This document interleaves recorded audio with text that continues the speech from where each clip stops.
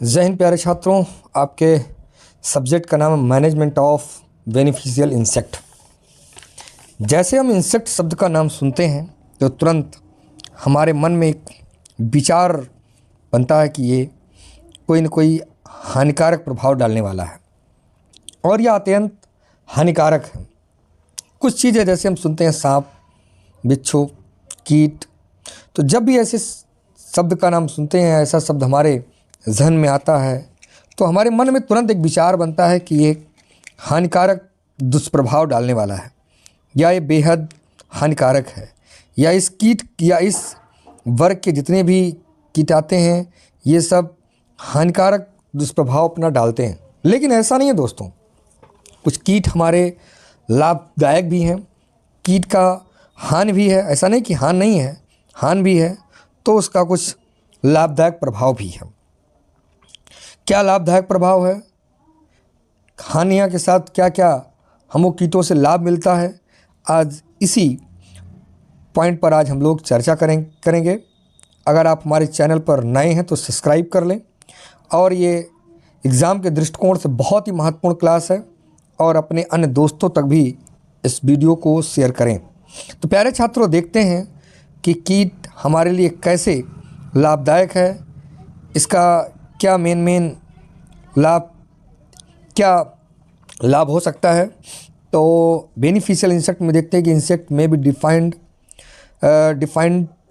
में be beneficial to human in behaviour.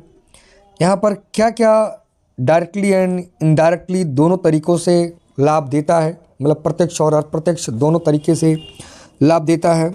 जैसे कुछ इंसेक्ट, उसका लाभ क्या है, कॉमर्शियल वैल्यू के रूप में है, जिससे हम एक कह सकते हैं कि व्यावसायिक दृष्टिकोण से लाभ है।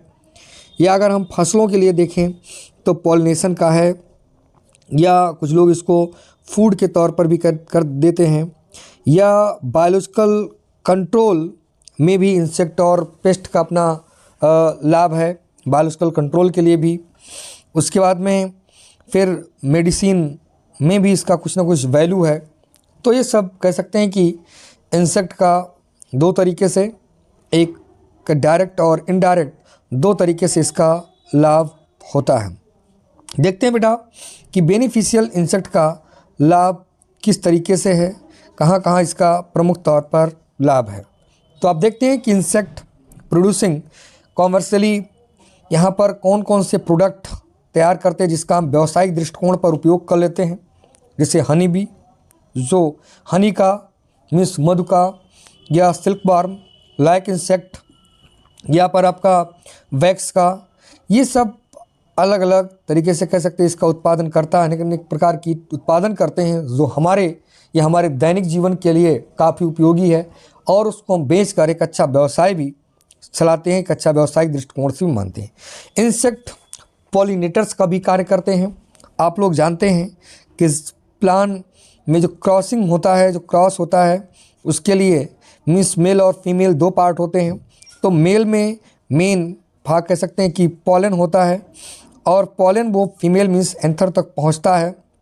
तो एंथर तक मतलब कह सकते हैं कि एंथर से स्टिग्मा तक पॉलन को पहुंचाने के लिए, मीन्स पॉलिनेशन क्रिया के लिए, उस पॉलन को पहुंचाने के लिए इंसेक्ट अहम रोल अदा करता है। इसलिए इसको कह सकते हैं कि इंसेक्ट पॉलिनेटर्स का भी कार्य करता है। फिर यहाँ पर अगर देखें तो ये कुछ बहुत सारे इंटोफाइगस इंसेक्ट भी होते हैं। ऐसा अगला फिर होता है कि वीड किलर, बहुत सारे ऐसे इंसेक्ट होते हैं जो हमारे फसलों में हानिकारक खरपतवार होते हैं, जो भी उनको भी नष्ट करने का भाई कार्य करते हैं, सॉइल को भी सुधारने के लिए, या ह्यूमन फूड के रूप में भी इसका एग्जाम्पल, या यहाँ पर कह सकते हैं एजुकेशनल एंड साइंटिफिक वैल्यू भी इसका होता है।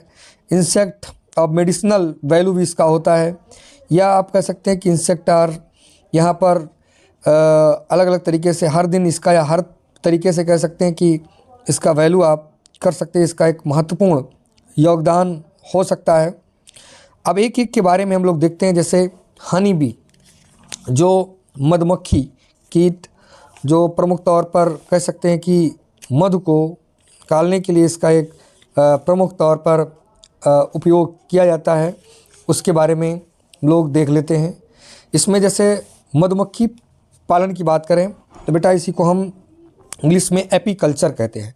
मधुमक्खी पालन को क्या बोलते हैं? एपीकल्चर के नाम से जानते हैं। और इसका अलग अलग अगर क्लासिफिकेशन देखें तो अगर इसका ऑर्डर देखते हैं तो ये हाइनोप्टेरा गण का कीट होता है, जो फैमिलीज के एफिडी होती है जो कह सकते हैं।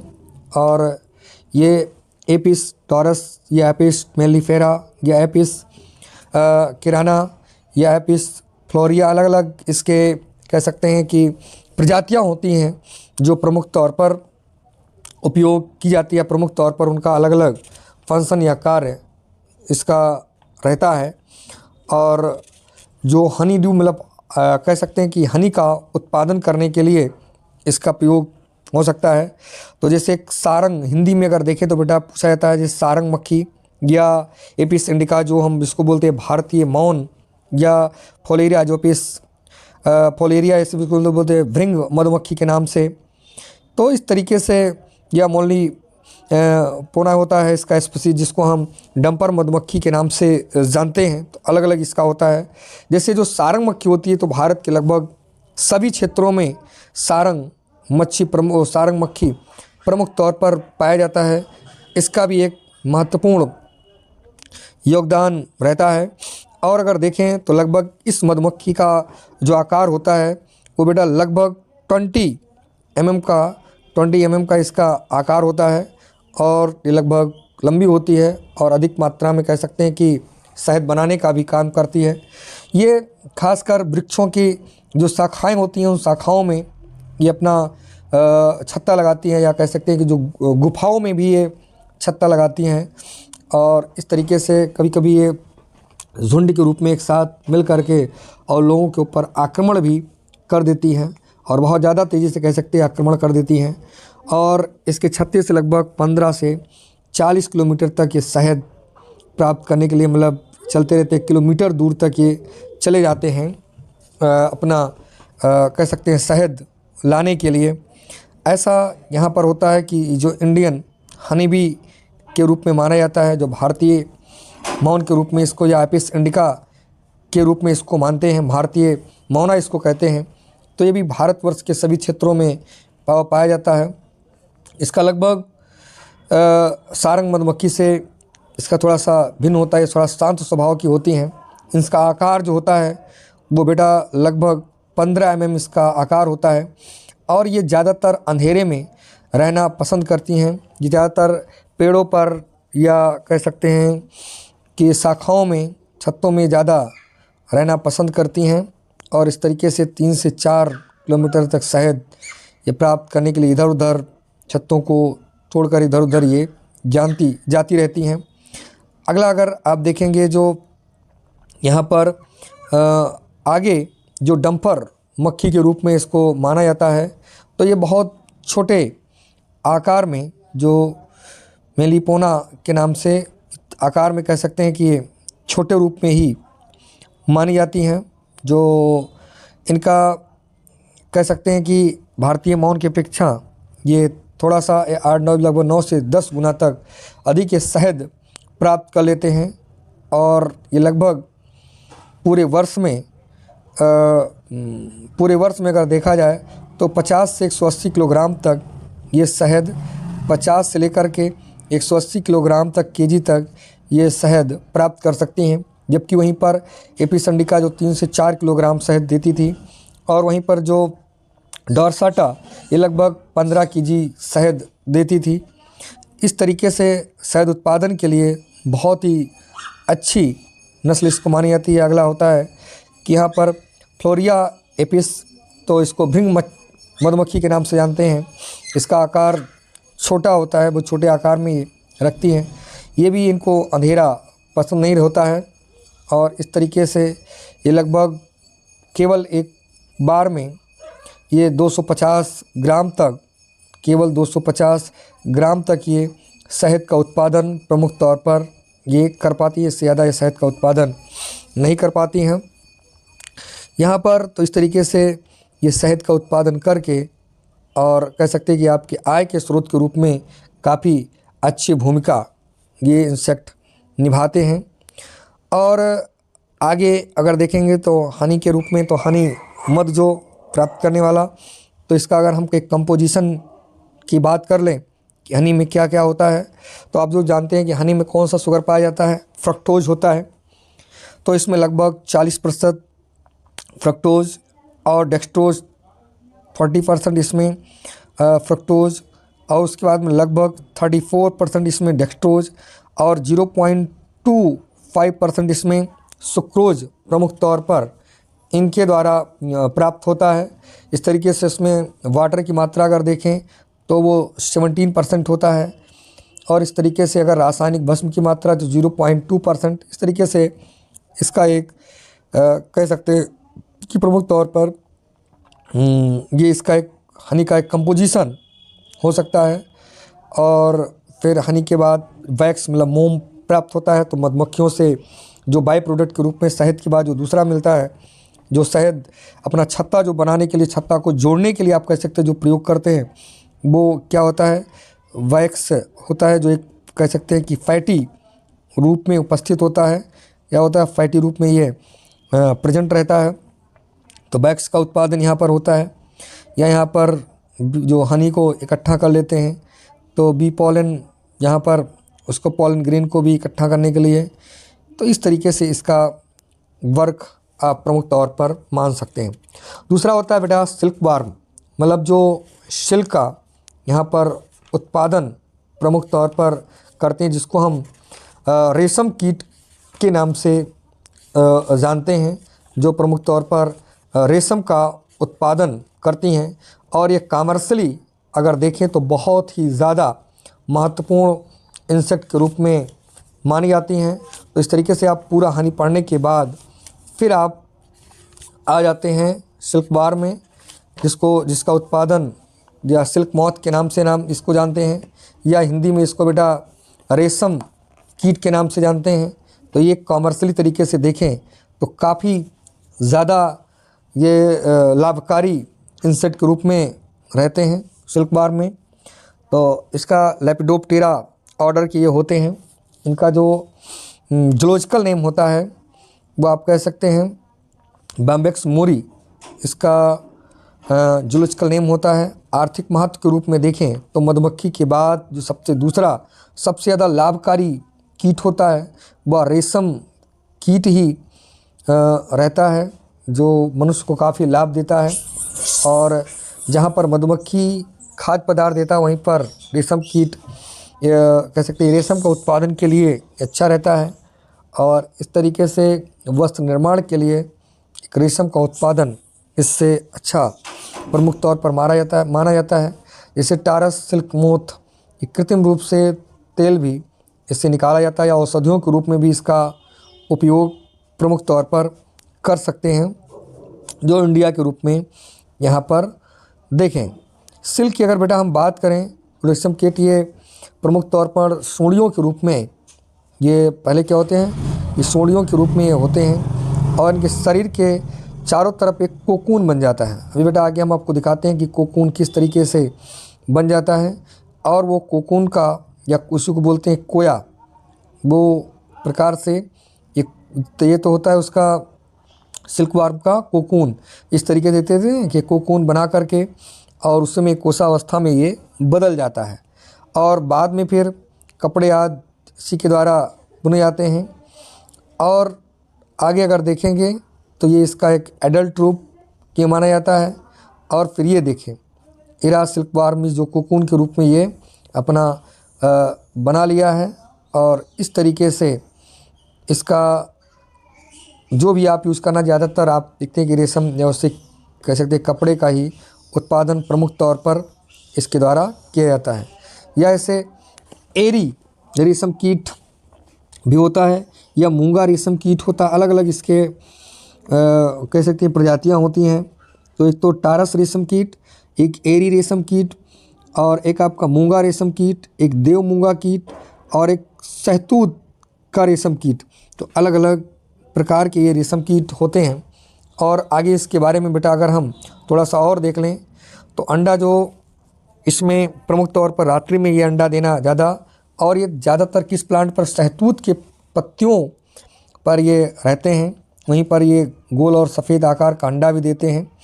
गर्मियों के दिनों में 10 से 12 दिन में, सर्दियों में 30 दिन बाद इनके अंडे फूट जाते हैं और अंडे फूट करके फिर इनका जो लार्वा होता है, जो सूढ़ी होता है, वो बाहर निकलता है। सूढ़ी लगभग 3 mm का लंबा सूढ़ी बाहर निकलता है और इस तरीके से इसकी जो सूढ़ी की लंबाई वो लगभग 75 mm की इसकी लंबाई होती है। और इसका जो पूरा एक जीवन काल होता है बेटा, वो 30 से 35 दिन का इसका एक कोकून का एक जीवन काल रहता है।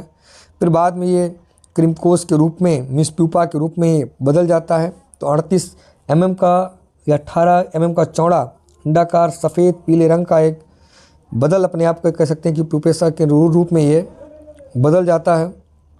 और इस तरीके से एक उद्योग, जो इसका उद्योग को हम सेरिकल्चर के नाम से भी जानते हैं, या इसी को हम मोरिकल्चर, जिसको हम शहतूत की खेती के नाम से भी जान सकते हैं, तो ये इसके लिए प्रमुख आवश्यक होता है।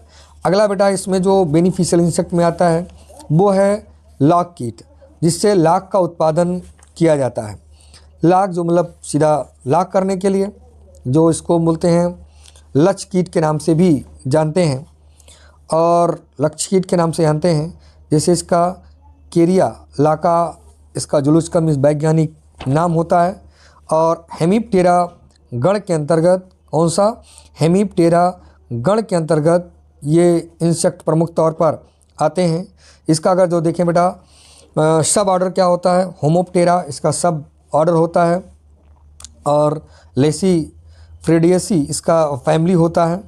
और इस तरीके से जो पोषक पौधे, जो कह सकते हैं इसके जो होस्ट प्लांट होते हैं, जिन पर ये ज़्यादातर अपना लाइफ साइकिल कंप्लीट करते हैं, जैसे पालक है, बेर है, कुसुम है, घोगा है, अरहर है, पीपल है, इस सब पर, बबूल, खैर, इन सब पौधों पर ये रह करके और अपना ये कह सकते हैं अपना होस्ट बनाते हैं, अपना उस पर ये जीवन चक्र कंप्लीट करते हैं। तो ये भी एक तरीके से कह सकते हैं कि एक तरीके से कॉमर्शियली तरीके से ज़्यादा इसका उपयोग किया जाता है।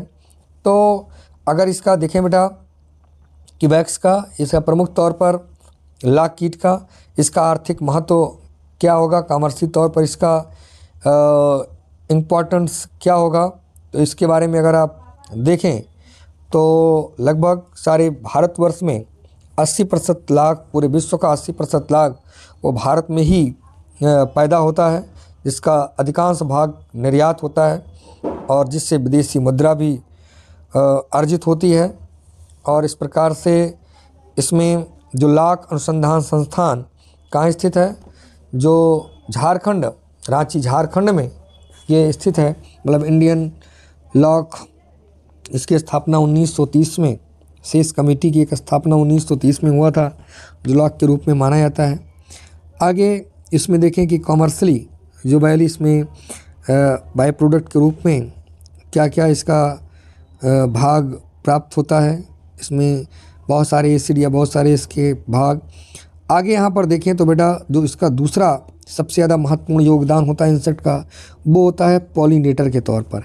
ये चीज़ माना जाता है कि अगर हम किसी फसल के आसपास अगर हम मधुमक्खी पालन कर रहे हैं तो हमारे फसलों का 20 से 25% कह सकते हैं कि उत्पादन बढ़ जाता है।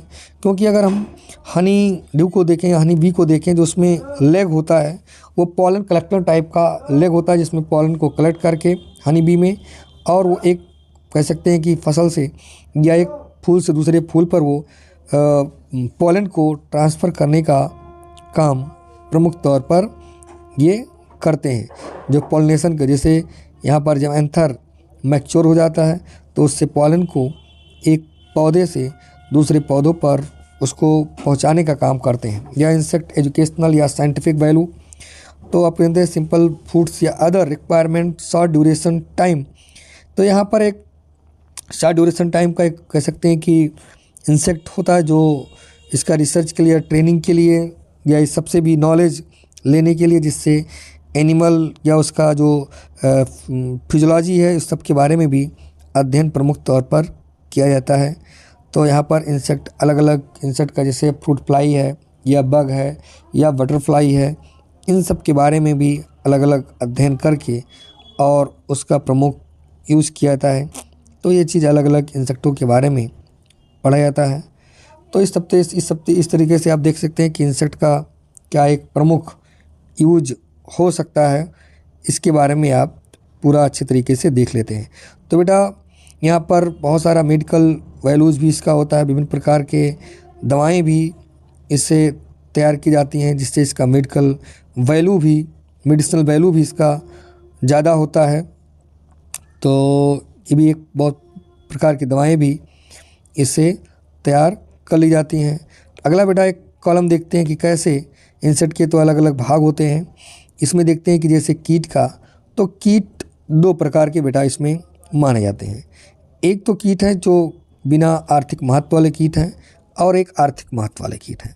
आर्थिक महत्व वाले कीट में एक हानिकारक कीट है और एक लाभदायक कीट है, और एक है जो फसलों के लिए हानिकारक कीट है, गोदाम के लिए हानिकारक कीट है, घरेलू जीव जंतु या पशुओं के लिए हानिकारक है, या जो घरेलू सामग्री बीमारी फैलाने वाले कीट, ये सब होते हैं। लाभदायक कीट जो होते हैं, एक तो उत्पादक कीट होते हैं, एक सहायक कीट होते हैं। उत्पादक कीट में जैसे एक रेशम कीट, लाख कीट, शहद कीट, औषधि कीट, या जो श्रृंगार संबंधी वस्तुएं तैयार की जाती हैं इसी के द्वारा। बहुत सारे सहायक कीट होते हैं जो प्रमुख तौर पर कह सकते हैं कि डायरेक्टली लेकिन इनडायरेक्टली लाभ पहुंचाते हैं, जैसे परजीवी, तो परजीवी के रूप में रहते हैं। कुछ कीट क्या होते हैं, शिकारी होते हैं, जो अन्य छोटे कीटों को खा करके नष्ट कर देते हैं। या परागण करने वाले कीट, जो परागण जो पॉलिनेटर्स होते हैं, उनका भी यूज होता है। अगला यहाँ पर आता है कि खरपतवार नष्ट करने वाले कीट, बहुत सारे ऐसे कीट होते हैं जो खरपतवारों को खा करके नष्ट कर देते हैं। सफाई करने वाले कीट, बहुत सारे कीट ऐसे हैं जो गंदगी को खा करके और साफ़ सुथरा भी करते रहते हैं। तो इस प्रकार से अलग अलग प्रकार के कीट इसमें आते हैं। तो बेटा इसमें प्रमुख तौर पर 3 तो ज़रूर पढ़ लीजिए। एक आपका है मधुमक्खी पालन, और एक आपका है रेशम पालन, और एक आपका लाख। 3 तो ज़रूर पढ़ लीजिए। ये तीनों इंसेक्ट बहुत ही ज़्यादा महत्वपूर्ण हैं आपके कोर्स के लिए। जय हिंद।